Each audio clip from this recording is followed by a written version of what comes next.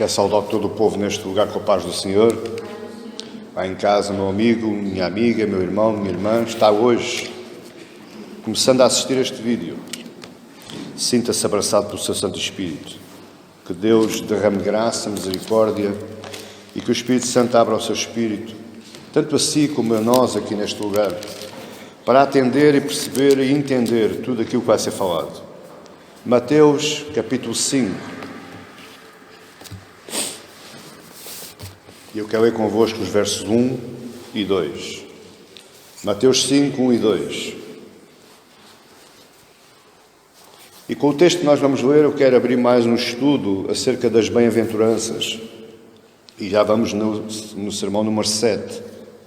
E hoje quero pensar convosco sobre o cenário do sermão. O cenário do sermão. Parece que é um tema esquisito, mas nós já vamos perceber. Quando chegarmos ao final da mensagem, nós vamos entender qual é o propósito deste estudo hoje. Amém? Mateus capítulo 5, versos 1 e 2 diz assim: Vendo Jesus as multidões, subiu ao monte. E como se assentasse, aproximaram-se os seus discípulos. E ele passou a ensiná-los, dizendo... Amém? Só até aqui. Curiosamente, este texto que eu li agora não está corretamente traduzido. Porque quando a Bíblia diz, e ele passou a ensiná-los, dizendo, no texto correto do grego, e eu só encontrei duas traduções corretamente traduzidas. Uma é aquela que está ali, que é a Almeida Revista e Corrigida, e a outra é a Nova Almeida Atualizada, que eu não a tenho, mas tenho no computador. E então a Nova Almeida Atualizada, tanto a Nova Almeida Atualizada como a Revista e Corrigida, diz assim: Jesus, vendo a multidão, subiu a um monte e, assentando-se, aproximaram-se dele os seus discípulos e, abrindo a boca, repare, na que eu li diz, e ele passou a ensiná-los. A outra diz, e abrindo a boca, os ensinava, dizendo. Como muitas vezes eu digo, nos detalhes existe toda a diferença. A diferença de tradução vai fazer a diferença no texto. E nós vamos perceber isso, porque esse é um dos pontos que nós vamos estudar. Eu vou estudar 4 pontos acerca deste tema, e um dos pontos é porque é que Jesus abriu a boca. Pastor, para falar, claro. Ok, a gente vai entender. Qual é o objetivo do nosso estudo hoje? Qual é o objetivo deste sermão hoje? Em primeiro lugar, observar o povo para quem Jesus pregou. É muito importante nós sabermos para quem é que ele pregou este sermão. O seu primeiro discurso, o seu primeiro sermão, o seu primeiro ensinamento. Se você ver aí no capítulo 4, Jesus não tinha falado nada ainda. Ele está... tentação de Jesus, e depois volta para a Galileia, anuncia o reino, e a Bíblia fica-se por aí. E no capítulo 5 é que ele começa a pregar o seu discurso, a sua doutrina, o seu ensinamento, porque até aqui ele só pregava, arrependei-vos que está próximo o reino dos céus. Ele não dizia mais nada, ele não falava mais nada. Mas... aqui no sermão, no capítulo número 5 até o capítulo número 7 de Mateus, está explanado todo o ensinamento que Jesus pregou durante os 3 anos que andou aqui na Terra. Ele não pregou mais nada senão isto. Entenda isto. É muito importante nós entendermos. Porque existe muita especulação dos ensinos de Jesus. Não, Jesus não ensinou mais nada. Jesus repetiu este discurso vezes e vezes e vezes por vários lugares, por vários sítios. Em primeiro lugar, observar o povo para quem Jesus pregou. Em segundo lugar, observar Jesus como pregador. Em terceiro, observar o local onde Jesus pregou. E em quarto lugar, nós vamos observar o estilo da pregação de Jesus. Por que é que nós fazemos isto? Porque observar estas coisas nos leva a entender o pensamento de Jesus. Observar estes pontos nos leva a entender qual era o objetivo de Jesus, o que é que ele queria provocar na multidão que o estava ouvindo. Então, em primeiro lugar, o primeiro ponto é: o povo a quem Jesus pregou. E está aí no verso 1. Jesus, vendo as multidões, subiu ao monte e, como se assentasse, aproximaram-se os seus discípulos. Então, o primeiro grupo é os discípulos, porque os discípulos se aproximaram dele. Só que as multidões também se aproximaram de Jesus. O texto deixa passar claramente que a audiência de Jesus, aquele povo que o estava ouvindo, era composta de duas partes distintas. Era uma audiência mista. Eram dois círculos concêntricos. Sabe o que é um círculo concêntrico? É um círculo dentro do outro. Portanto, o primeiro círculo, que era o círculo interno, era para quem Jesus queria ensinar, eram os discípulos. Os discípulos estavam ao redor de Jesus. E ao redor dos discípulos juntaram-se as multidões. Eu preciso falar isto para que você entenda o ponto, senão não entende. Discípulos, Jesus no centro, discípulos ao redor, e ao redor dos discípulos estavam as multidões. Jesus sempre olha para pessoas e sempre olha para multidões. Jesus digamos que é um pregador misto. Ele tem um objetivo, mas ele alcança as radiais. Se você repararem no verso 1, vendo Jesus as multidões, Jesus viu as multidões. Se você for a João capítulo 9, verso 1, Jesus viu o cego. Ou seja, Jesus vê pessoas, mas ele não deixa também de perceber que existem multidões. E aí no verso 2, diz assim, passou a ensiná-los. Ensiná-los a quem? Aos seus discípulos. O objetivo de Jesus era ensinar os discípulos, treinar os discípulos, mas também vendo as multidões. Abra comigo aí Mateus 7, de umas páginas à frente, e você vai perceber isto rapidamente. Mateus 7, capítulo 28 versículo 28 e 29. Isto é o concluir. Jesus fecha o sermão, concluiu o sermão do monte, e agora repare o que é que acontece no verso 28 e 29. Jesus prega para os discípulos. Jesus está ensinando os seus discípulos, porque eles é que estão no círculo mais junto a ele. Mas olha o que é que acontece no verso 28 e 29. Quando Jesus acabou de proferir estas palavras, estavam o quê? As multidões maravilhadas da sua doutrina, porque ele as ensinava como quem tem autoridade e não como os escribas. O que é que eu posso perceber, concluir deste texto? Que a intenção de Jesus era que as multidões também ouvissem o seu ensino, embora o seu ensino fosse direcionado para os seus discípulos. Até aqui você está entendendo? O facto é que o ensino era somente para os discípulos, isso está aí no verso 2. E passou a ensiná-los os discípulos, porque os discípulos se aproximaram de Jesus. Ele passou a ensinar os discípulos, mas as multidões também vieram, e as multidões também ouviram, e as multidões também aprenderam, e as multidões se maravilharam.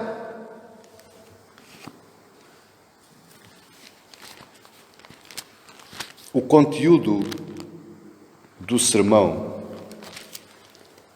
este sermão do monte, ele só pode ser vivido por gente que é cristã. Este sermão do monte é um sermão estranho aos olhos do mundo. A filosofia humana olha para este sermão e diz: isto é inadmissível. Ninguém deveria discursar desta forma.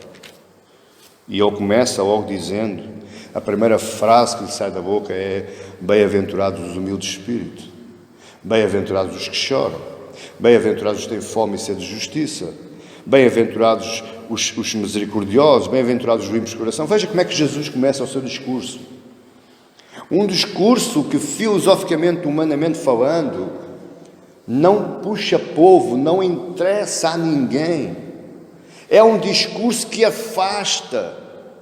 Mas Jesus começa o seu discurso desta forma, e ele depois vai continuando, e quando chega lá ao verso 28, as multidões estavam maravilhadas com a sua doutrina. Qual é a importância disto? Por que é que eu estou falando isto? O que é que eu posso aprender com isto? As mensagens bíblicas, em primeiro lugar, as mensagens bíblicas devem ser passadas, em primeiro lugar, para alimentar a multidão dos crentes. É errado nós queremos fazer belos sermões para os de fora e não fazermos para os de dentro. Os sermões, as mensagens, a palestra, tudo é programado, tudo é projetado, em primeiro lugar, para os de dentro, para os discípulos, para os que estão no círculo mais interior, sabendo que essa mensagem, ela vai ter projeções para fora. E se essa mensagem estiver enquadrada dentro da Escritura Sagrada, as outras irradiações, elas vão ficar maravilhadas e elas vão se aproximar. Você está entendendo isto? A palavra do pastor, a palavra ensinada, todo o sermão, ele tem que ter objetivo: alimentar, inspirar, exortar, corrigir, ensinar. Não vale a pena pregar-se um sermão que não tenha estes objetivos. Não vale a pena. A pessoa entra vazia e sai oca. A pessoa entra com fome e sai faminta. A pessoa entra doente e sai de rastro, sai de maca. Você está entendendo? Todo o sermão ele tem que ter para objetivo alimentar, inspirar, exortar, corrigir e ensinar. É por isso este sermão, este estudo hoje é um pouco polémico. Porém, é preciso ser falado. Porque nós precisamos perceber porque é que Jesus falou assim. Não vale a pena eu entrar nas bem-aventuranças se eu não perceber qual foi o objetivo de Jesus, o pensamento de Jesus. Como é que ele preparou o seu sermão? Eu tenho que perceber isso. Porque é muito difícil um evangelista ser um bom pastor. Porquê? Porque o evangelista, a mensagem do evangelista, ele só se vai focar nos descrentes. Ele quer ir buscar descrentes, ele quer ir convencer descrentes, e então ir alimentá-los, e discipliná-los, e exortá-los, e corrigi-los, e guiá-los. Onde é que vai ficar isso? Trazer pessoas só para dentro? Não é isso que é o importante. O importante é que aqui dentro, porque elas próprias vêm, elas próprias se achegam, elas próprias se circundam quando existe uma boa palavra, quando a palavra é bem fundamentada, quando é doutrina. Veja aqui no verso 28, as multidões, elas maravilhavam-se com o quê? Verso 28 diz assim: acabando de proferir estas palavras, estavam as multidões maravilhadas da sua doutrina.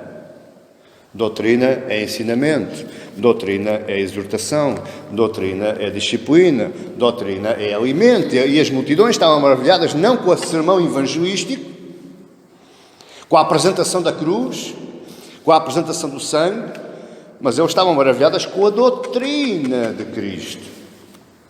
A principal preocupação de Jesus era alimentar os seus discípulos, mas sem perder de vista as multidões. A mensagem que se deve ser pregada para a igreja e na igreja, ela vai sempre despertar algo no coração de quem não é crente. E eu digo isto convictamente. Porquê? Porque todos os meus vídeos, aqueles que não são descrentes, eles vêm falar comigo. E eles vêm me dizer assim: olha, eu não sou praticante, mas eu gostei muito de ouvir aquilo que disseste. Portanto, a mensagem baseada em doutrina, a mensagem biblicamente falando, ela sempre vai alimentar a igreja, mas mexer com o coração dos descrentes. Porquê? Antes disso, na mente de Jesus, o que Jesus estava pensando quando preparou este sermão, é que todo o sermão tem que ser ao mesmo tempo doutrinário e evangelístico. O sermão, seja doutrinário, ele vai ser evangelístico. O sermão que ensine, que alimente, que sustente, ele vai ser sempre evangelístico. Ele vai transmitir sempre o evangelho para fora, para os círculos exteriores. Todo o sermão evangelístico tem que estar fundamentado em doutrina, e aqui é que está novamente mais um erro. Porque as cruzadas evangelísticas não sou contra elas. Nada contra. Um concerto gospel virado para a evangelização, para atrair jovens, eu não sou nada contra. O pior é que muitas vezes não está fundamentado em doutrina. Não tem nada a ver com Bíblia.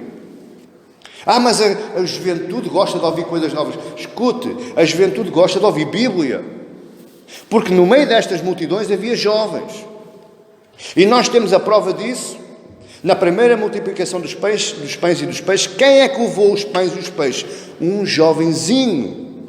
Portanto, o jovenzinho estava lá, estava a ouvir Jesus. E Jesus o que é que estava fazendo? Doutrinando, ensinando. Portanto, toda a cruzada, toda a atividade evangelística, eu não sou nada contra ir para a praia dar abraços. Mas só dar abraços não vai alimentar, não vai sustentar, não vai salvar, porque o Evangelho é o poder de Deus para a salvação. Tem que haver algo mais, ou acima disso. Todas essas atividades, elas têm que ser componentes da doutrina. Se há de reparar que aí no capítulo 8, Jesus começa curando, e isso chama multidão. Mas o que é que a multidão hoje quer? Cura, milagre, prodígio, maravilha. Quando chega a palavra, desmorece. É ao contrário, meus amados irmãos. Você há de se alegrar e exultar na palavra, sabendo que a outra componente do Evangelho vai ser a cura, a salvação e a libertação. Nós trocamos as coisas, nós trocamos a posição das coisas. E por isso, meus amados irmãos, eu estive a ver um programa, um videozinho, um pequeno vídeo, numa cruzada, já não me lembro aonde, 7.000 pessoas se salvaram. E eu pergunto assim, será que eles se salvaram mesmo? Será que eles se salvaram mesmo? Ou será que eles não foram influenciados pelas massas? Eles não foram influenciados pela emoção? Porque um bom evangelista trabalha a emoção do povo. Mas não é isso que Deus está pedindo. O que Deus está pedindo é que eu seja o transportador do Evangelho, que eu seja o reconciliador da paz, que eu seja o reconciliador entre os homens e Deus. E isso só pode ser feito com doutrina, com palavra, com Bíblia. Compreenda uma coisa. O Evangelho que nos salva é o mesmo Evangelho que nos santifica. O Evangelho que nos salva lá fora das campanhas evangelísticas é o mesmo Evangelho que nos cura, que nos liberta, que nos alimenta, que nos guia, que nos faz crescer, que nos faz ser gente cristã. Esse é o Evangelho que suporta as nossas almas, é este Evangelho. E uma das provas de que o Evangelho não é só para descrentes. Os 4 Evangelhos é que é para evangelizar. Toda a Bíblia inspirada por Deus é apta para instruir, ensinar e corrigir. Toda a palavra é boa para evangelizar.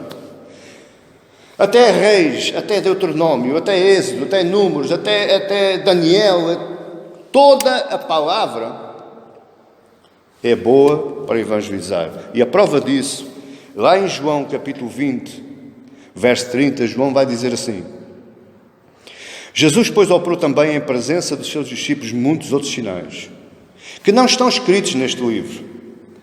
Estes, toma atenção o que é que João vai dizer no verso 31. Estes, porém, foram escritos para que creiais que Jesus é o Cristo, o Filho de Deus, e para que, crendo, tenhais vida em seu nome. Com outras palavras, João está dizendo: o Evangelho, a palavra, a Bíblia, não só te vai salvar, mas se creres, não só serás salvo, como serás suportado, como serás alimentado, como serás corrigido, como serás santificado. Amém, igreja? Você está a entender? Este é o primeiro ponto da mensagem. E o segundo ponto é, analisemos Jesus agora como pregador. Que tipo de pregador era Jesus? Nós sabemos que Jesus pregou o maior sermão, uma vez discursado, para a maior plateia de sempre, no maior palco do mundo. Jesus foi o maior evangelista, Jesus foi o maior pastor. Mas observemos mais pormenorizadamente, e retorno outra vez ao capítulo 7, verso 28, mais pormenorizadamente, Jesus como pregador. Vamos ler novamente. Quando Jesus acabou de proferir estas palavras, estavam as multidões maravilhadas da sua doutrina, porque ele as ensinava como quem tem autoridade e não como os escribas. As multidões estavam maravilhadas com doutrina. Elas não estavam maravilhadas com o show. Elas não estavam maravilhadas com o espetáculo. Elas não estavam maravilhadas com a emoção.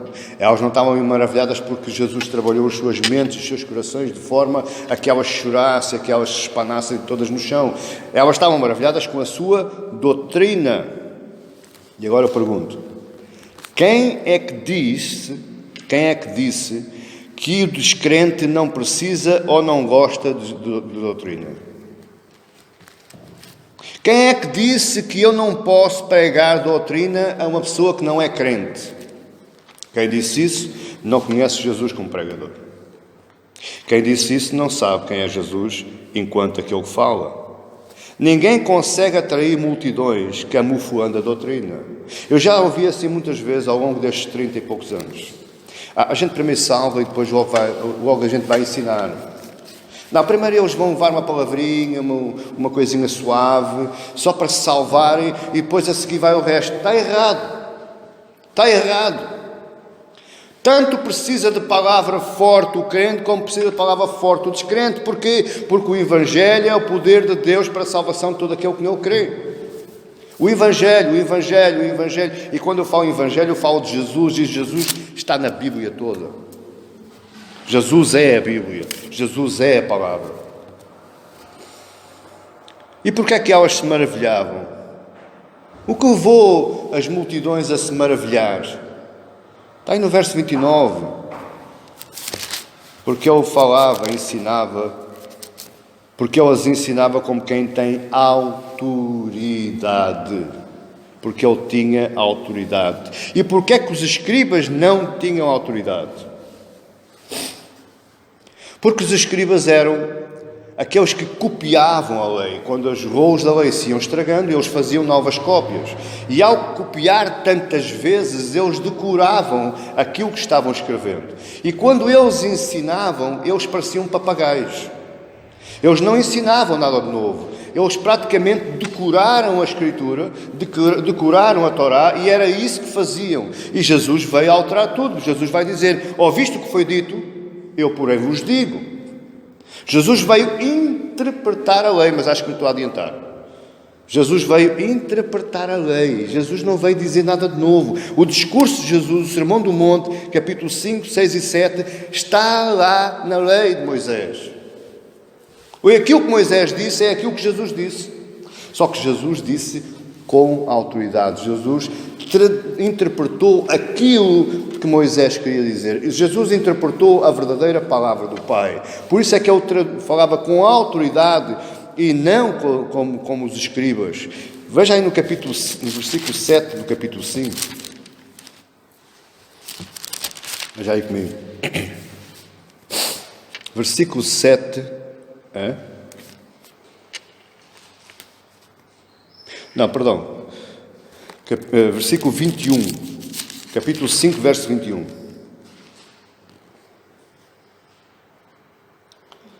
Ouviste o que foi dito aos antigos? Não matarás, e quem matar estará sujeito a julgamento. Isto está onde? Na lei de Moisés. Verso 22. Eu, porém, vos digo. Eu, porém, vos digo. E no verso 17 ele diz assim: não penseis que eu vim revogar a lei aos profetas. Não vim revogar, vim para cumprir.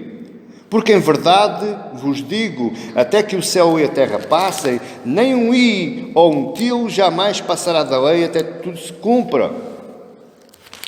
Então, os escribas, eles papagueavam a lei.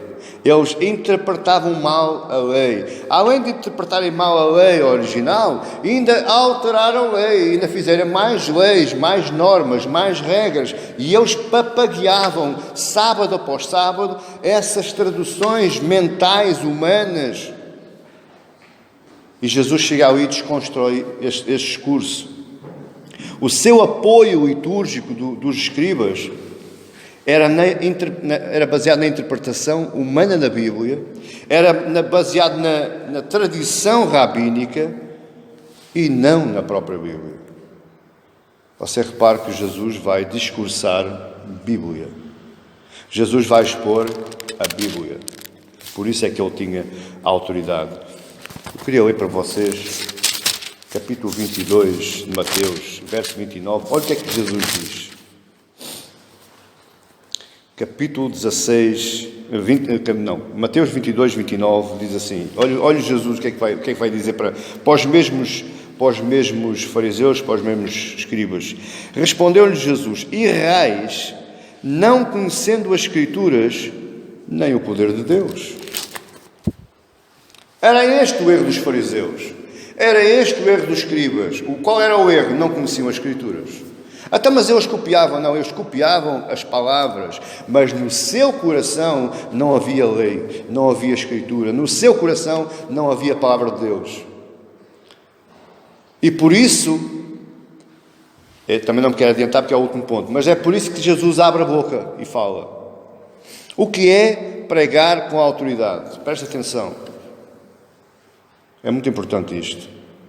Para nós hoje, para mim, para você que está em casa, para todos os pastores que me estão ouvindo.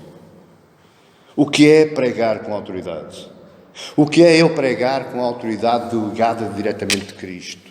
O que é eu pregar com a chamada unção de Cristo? Porque há muita gente que diz, eu tenho unção. Não. Até outra coisa qualquer, menos unção. Porque unção é autoridade. É a autoridade delegada pelo próprio Deus. O que é pregar com essa autoridade, com essa unção? É pregar fundamentado na palavra de Deus. É pregar Bíblia. É pregar livro após livro. É pregar versículo, história, narrativa, evangelho. É pregar Bíblia. Isso é pregar com autoridade. O Salmo 16, 7, lemos ainda há bocado. Ele diz, louvarei ao Senhor que me aconselhou. E este o aconselhou ensinou. Então, quando Deus nos ensina, a palavra fica no nosso coração. E daquilo que estiver o seu coração cheio, disso fala a boca. Pregar com autoridade é pregar com o coração cheio da palavra. Que me aconselhou. Até o meu coração me ensina de noite. Eu até a dormir sou ensinado por Deus. Pregar com autoridade é somente para quem respira a Bíblia. Pregar com autoridade, meus amados irmãos, meus queridos, não me levem mal, muitos já me conhecem. Não é eu chegar aqui e tirar um versículo que me agradou, que consigo com este versículo massagear as mentes e os corações e emocionar os povos, e depois fecho a Bíblia e começo divagando. E muitas vezes até me esqueci do versículo que li a primeira vez. Isso não é pregar com autoridade. Isso é papaguear. Isso é fazer de escriba nos tempos modernos. Eu sei que vou receber mais algumas mensagens, mas não há problema. Eu estou cá para nós conversarmos e respondermos. Terceiro lugar, nós já vimos Jesus como pregador. Jesus pregava com autoridade. Porquê? Porque Jesus respirava a Bíblia. A palavra estava nele. Ele era a palavra. E é isso que ele estava ensinando para aquele grupo dos discípulos. E é isso que as multidões também estavam ouvindo. Por isso é que eles se maravilhavam. Eles não se maravilharam pela forma como Jesus falou. Eles não se maravilharam pelo tom de voz de Jesus. Eles maravilharam-se por aquilo que lhes estava entrando nos seus ouvidos. Mas em terceiro lugar, o local onde Jesus pregou. É importante nós sabermos isto. Mateus vai dizer, subiu ao monte. A nova Bíblia Almeida a Nova Almeida atualizada, ele diz: Jesus subiu o monte. Que monte era este? Que tipo de monte era este? Olhe para mim, nenhum em particular nem em especial. Foi um monte que Jesus escolheu. Era o monte que estava ali. E foi aquele que Jesus escolheu para se assentar e começar a ensinar os discípulos em multidões. Mas porquê é que nós agora falamos que é o monte? Que importância tem isto? Perceba uma coisa muito importante. O monte só passou a ser importante, o monte só passou a ser referenciado. Nós não sabemos exatamente que monte era, porque eu estive a ver na geografia lá da Palestina, lá nas bordas, nas margens da Mar de Galileia, e existem vários montes. E é muito difícil dizer foi aquele ou foi aquele. Há uma aproximação de tradições, de escritos, mas rigorosamente ninguém sabe qual foi o monte.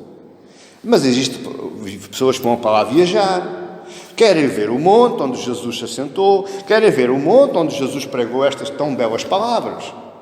Porquê é que este monte passou a ser importante? Porquê é que este monte passou a ser de interesse público? Porque foi lá que Jesus falou a palavra de Deus. Não importa. O que torna importante o espaço físico, o que vai tornar importante este lugar aqui onde vocês estão, é aquilo que é aqui falado, é aquilo que é aqui ensinado. Não são vocês, não sou eu, não é a decoração, não. O que torna importante este lugar, o que vai tornar importante a todo o povo de Olhão, vamos todos à Capitão Nobre.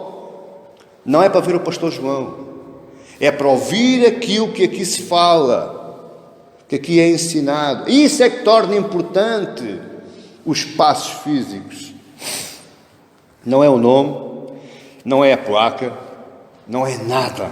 É a palavra que lá é ensinada. O que tornou importante este monte, que ninguém sabe o nome, nem ninguém sabe geograficamente, ninguém sabe as coordenadas do monte, mas o que tornou importante este monte foi porque Jesus se assentou e começou a falar a palavra de Deus. Então perceba, a igreja não é um local importante. Por mais simples, mais pobre, eu já preguei em pátios de rua, à noite, com vento. Mas o que tornou importante aquele pátio foi a palavra que lá foi falada, e através daquela palavra pessoas se salvaram lá, naquele pátio. Aquele pátio tornou-se importante para a vida daquela pessoa.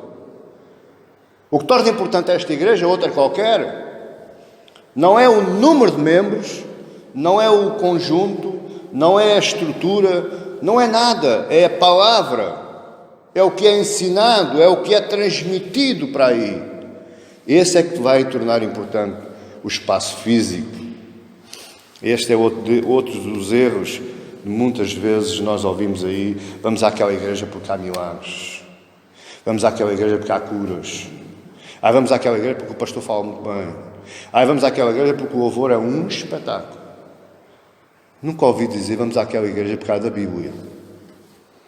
Eu nunca ouvi dizer vamos àquela igreja por causa da palavra. Quando eu ouvi dizer, vai ser a primeira vez. À meia igreja. Quarto ponto e último. O estilo da pregação de Jesus. Como era o estilo da pregação de Jesus?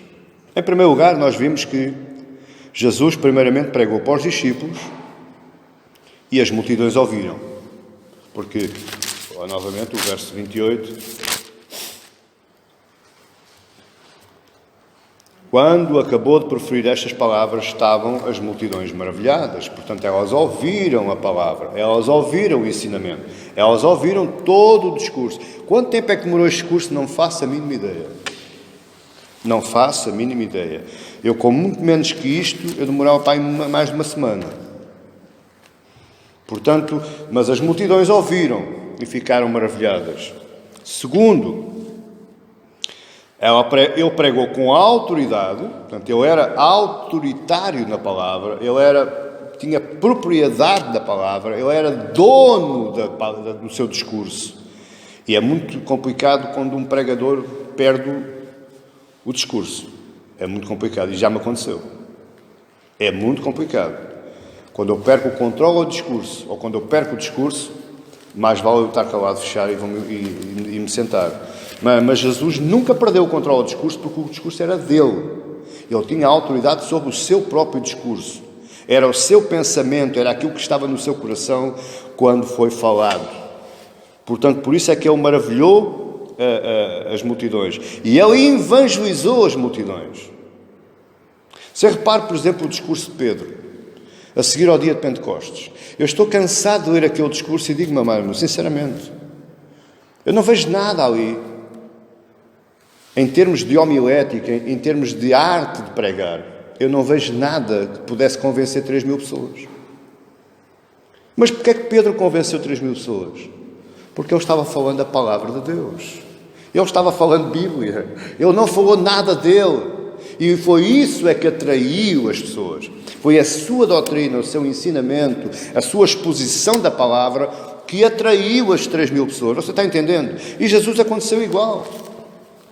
Foi a exposição da palavra do Pai que atraiu as multidões. Em terceiro lugar, ele tornou especial aquele lugar porque foi lá que foi pregada a palavra de Deus. Não foi por mais nada. Não foi porque Jesus sentou-se em milhares de lugares da Palestina, Galileia, Judeia, por aí fora, Tiro, Sidom, Decápolis. Ele sentou-se em milhares de lugares. Ele dormiu em milhares de lugares. Mas o que tornou importante aquele monte foi aquilo que ele falou, e aquilo que ele falou foi a palavra viva, aquela que desce diretamente do trono da graça, a voz de Deus. Ele subiu e se assentou. Deixe-me eu brincar consigo um pouco. Antes, não, eu já lá vou. Aí no verso 2 diz, na Nova Almeida atualizada aqui, ele abriu a boca e disse. Porque é que é importante? Foi importante, Mateus escreveu, abriu a boca. Mateus não escreveu, passou a ensiná-los. Os tradutores é que alteram mediante as suas interpretações, mas no grego original, e naquela ali, na revista corrigida, e na Nova Almeida atualizada, está, abriu a boca e disse. Porque é que Mateus escreveu, abriu a boca e disse? Porque a palavra que ele falou, quando ele abriu a boca, a palavra sai do seu coração. Amém? Este é o sentido. Quando Mateus escreve, ele abriu a boca, é como se dissesse, ele falou com o seu coração. Ele falou aquilo que estava dentro. Ele falou aquilo que estava cheio. Ele falou aquilo que estava suando, aquilo que ele estava respirando. E esse, meu amado irmão, tem que ser o verdadeiro sermão. Essa tem que ser a verdadeira palavra. Por isso é que eu muitas vezes digo, pregar experiências próprias não leva a salvação a ninguém. Contar histórias não leva a salvação a ninguém. Ser palhacinho e engraçadinho no púlpito não leva a salvação a ninguém. Isso traz massa, sim. Mas é só debaixo da emoção. Porque espiritualidade não tem nenhuma. Traz massa, sim. Enche-se lugares, enche-se estádios. Mas, meu amado irmão, não queira pensar que o reino dos céus vai descer aí, porque não vai. Porque aquilo que está a ser falado, aquilo que está a ser pregado, ele não é produzido no coração, não é aquilo que está no coração. Está a sair da boca para fora, está a ser proferido pelo alto. Verso 1. Subiu ao monte e como se assentasse. Porquê é que Mateus escreveu como se assentasse? Qual foi a importância disto? Querido, a Bíblia tem segredos inimagináveis. A Bíblia fala para o mendigo da rua e a Bíblia fala para o maior catedrático do mundo. Não tenha qualquer dúvida. E quando estes homens escreveram isto, homens que alguns incultos, alguns nem sequer sabiam escrever, foi outros que escreveram por eles. Eles só falaram e os outros escreviam. Não sabiam ler. Mas a Bíblia está composta, está estruturada de uma forma é que muitas das vezes o tapete foge debaixo dos nossos pés. Mestres e rabinos, eles ensinavam sentados. Nas sinagogas havia bancadas de um lado esquerdo e direito. À frente ficava o corredor central. Neste lado existia uma pedra e uma cadeira. Era lido, trazia-se a Torá, que estava guardada num local sagrado, trazia-se a Torá, o livro da lei, era aberto o livro da lei, o rabino ou o professor, o mestre, lia a Torá, lia o trecho, fechava, entregava novamente os rolos e assentava-se e passava a ensinar. E como se assentasse, passou a ensiná-los. Qual a importância disto? Porque ensinar de pé, e digo, eu estou muito inclinado a ir comprar um banco grande para aqui. Eu já disse isto à minha esposa e ela fartou-se a rir. Mas, escute, a lógica é esta, é que ensinar de pé torna o ensino informal. E você ainda tem sorte, porque eu não saio do mesmo lugar. Porque existem outros que passeiam o palco de um lado ao outro. A pessoa ou lê a Bíblia ou está de um lado para o outro. Não consegue estar com os olhos parados, não consegue estar concentrado. É por isso é que se calhar o nosso irmão João ouve a pregação de olhos fechados, porque ele sabe que eu estou aqui. Não estou a fazer mais palhaçada nenhuma. Ensinar em pé torna o ensino informal. E ensinar assentado torna o ensino formal, personificado e digno de atenção. Veja o mestre que nós temos. Veja quão grande é Jesus. Jesus não é só o Salvador, meus amados irmãos. Jesus é o mestre. Jesus nos ensina com todas as ferramentas como é que nós devemos ensinar o povo que Ele nos confiou. Como é que você lá em casa deve ensinar a sua esposa, o seu filho, a sua filha. Sentado. Sentado torna o ensino próximo, personificado. Eu vou-me sentar porque eu estou falando para ti. Eu posso estar a falar para 10 mil pessoas, mas quando eu tomo a posição certa para ensinar, eu estou a falar para 10 mil, mas estou a falar de uma a uma, particularmente. E é por isso que as multidões se maravilharam. Porque Jesus não estava falando para o ar. Jesus estava falando para as multidões, que eu não sei o número, mas estava falando coração a coração, pessoalmente, cara a cara. E é por causa disso que nas universidades as disciplinas são chamadas de cadeiras. Já pensou? Quando passa para o ensino na universidade, um ensino mais complexo, mais íntegro, mais integral, deixa de ser disciplinas, que era o ensino secundário, e passa-se a chamar cadeiras. E o professor dessas cadeiras chama-se catedrático. Cátedra é a cadeira onde o professor se assenta para ensinar. Não é para palestrar, é para ensinar. Palestra é uma coisa, pregação é outra. Não tem nada a ver, mas eu não vou entrar aqui. Um dia eu falo nisso. Há o palestrante, aquele que faz uma palestra, uma conferência, e esse é em pé. Agora há o pregador, há o mestre do ensino da palavra, e esse é sentado. Por isso é que Jesus se sentava. Em todos os pontos da Bíblia, dos 4 evangelhos, você vai ver, quando Jesus ia ensinar, ele sentava-se. Catedral é o local de ensino, onde existe uma cátedra, que é a cadeira onde o professor, o mestre, se assenta para ensinar. Se nós formos para outro exemplo, isso é só exemplo para você perceber, para você crescer. A cadeira papal, onde o Papa se senta para ditar sentenças, chama-se ex cátedra. Ou seja, quando ele se assenta naquela cadeira, tudo aquilo que ele falar é lei. E nada pode ser revogado. E eu falo sentado naquela cadeira.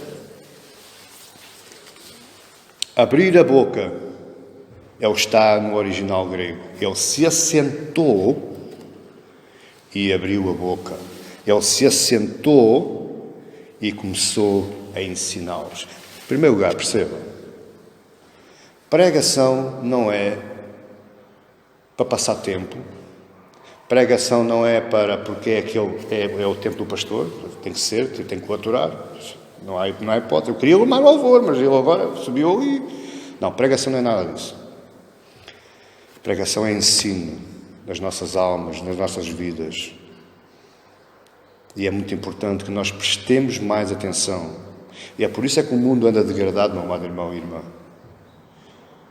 Porque estão fazendo dos cultos um hábito. Eu não tinha para mais sítio para ir, vim para a igreja.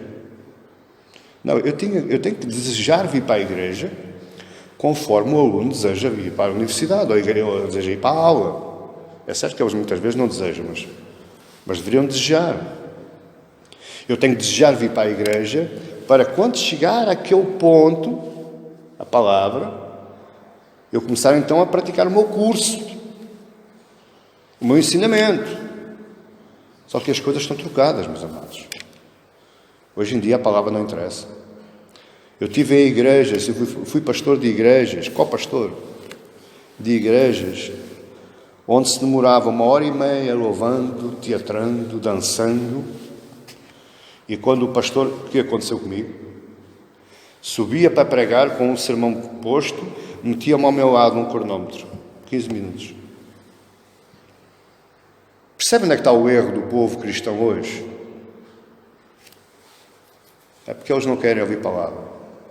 Se não querem ouvir palavra, também não podem ser ensinados. Deixe-me terminar só com um texto. Abrir a boca, antes disso, abrir a boca é falar algo que vem do coração. Falar algo que vem do coração. Eu queria ler um texto do Lutero, um dos primeiros reformadores. O que é que ele diz acerca do abrir a boca e falar? Por que é que Jesus abriu a boca e falou?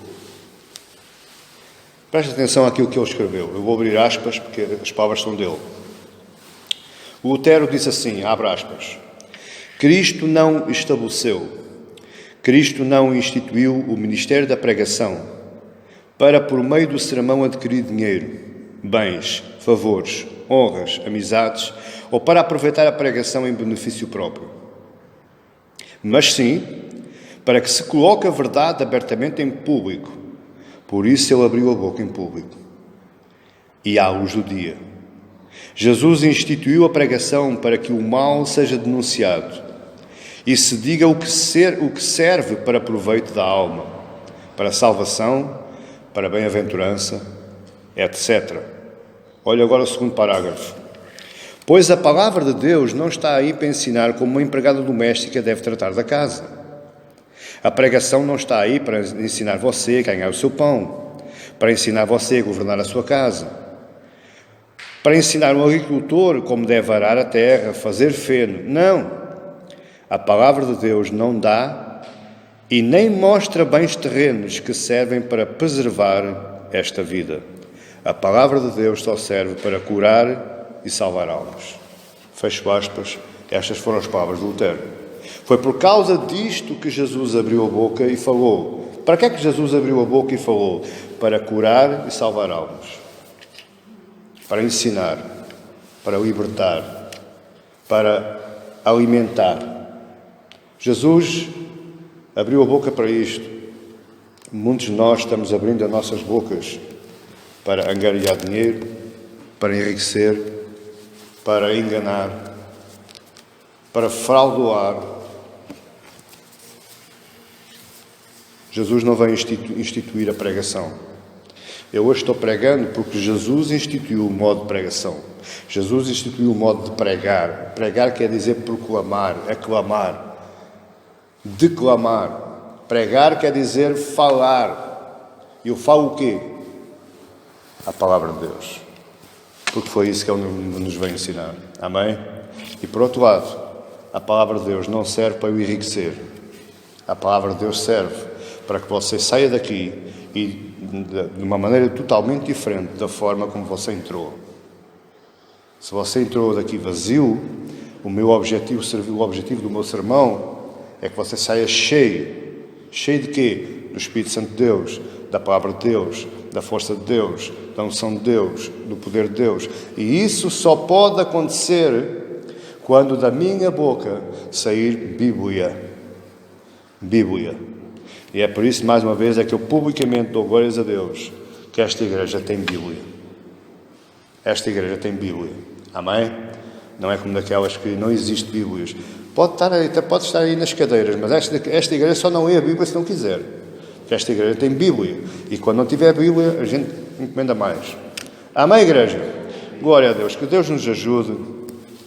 Que Deus nos ajude a perceber, antes de entrarmos nas bem-aventuranças. No próximo encontro que nós tivermos, no próximo sermão das bem-aventuranças, nós vamos falar sobre o Evangelho do Reino de Deus nas bem-aventuranças. Ainda não vamos entrar bem nas bem-aventuranças, mas vamos observar onde é que está o Reino de Deus nas bem-aventuranças. Que tipo de Evangelho é esse das bem-aventuranças? Que tipo de boas novas são essas das bem-aventuranças? Eu creio que esse sermão também nos vai encher as medidas. Vai nos ajudar a perceber porque é que Jesus falou daquela forma. Porque é que Jesus disse aquilo que disse. E depois sim, iremos entrar de uma a uma, bem-aventurança, bem-aventurança, durante as oito bem-aventuranças todas, e vamos aprender todos juntos. Amém? Que Deus lhes abençoe em nome de Jesus.